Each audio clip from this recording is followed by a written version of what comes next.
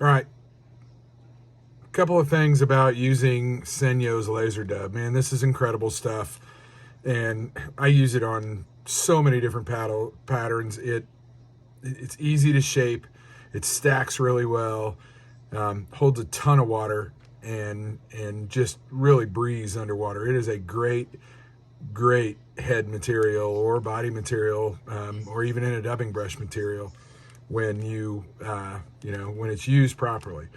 There's a couple of things you got to do with it to get it ready to use, especially on this fly. So the original fly that Gonga did called for some sort of wool, or that Craven did called for some sort of wool spun up in a dubbing brush on a head. I don't buy thousands of different tie materials. I find the patterns I like, I figure out what I already have on hand, and that's what I tie them with. And I came up with Senyos as a good alternative. Again, it's not true to the original pattern, but it's kind of my variation of it. And I like using this stuff for a couple of different reasons. But that being said, on the Gonga, I don't know how well you can see it, but it has got a wisp going out the back, down the back of the fly, and this really gives this fly a really unique profile underwater. There's some things you got to do with Senyos to get it to lay right and to get it to do that. So Senyos is a round fiber. I believe they call it trilobal, don't quote me on that. But what I do, and as with anything else, usually less is more. On this fly, I use a little bit more because I'm going to be trimming it. But for my first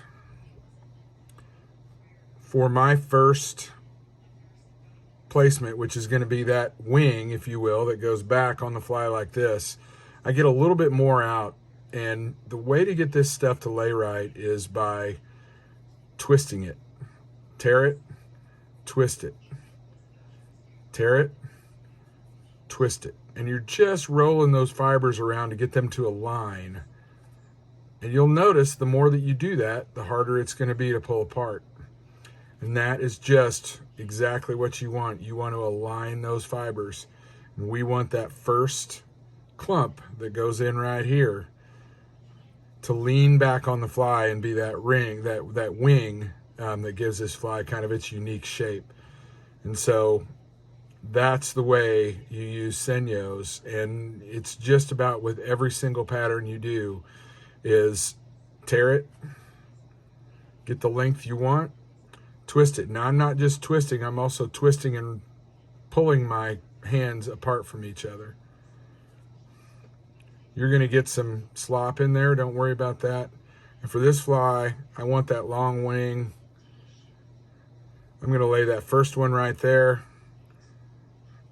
go over, back, and then we're going to go to the underside, fold this back, lay another clump, a bigger clump in there, you'll see as we go forward. But man, if you'll work with this stuff and get it, get it lined up, and you can do so much with it. It is so versatile and a lot of fun to tie flies with, and very effective on a lot of different streamer patterns.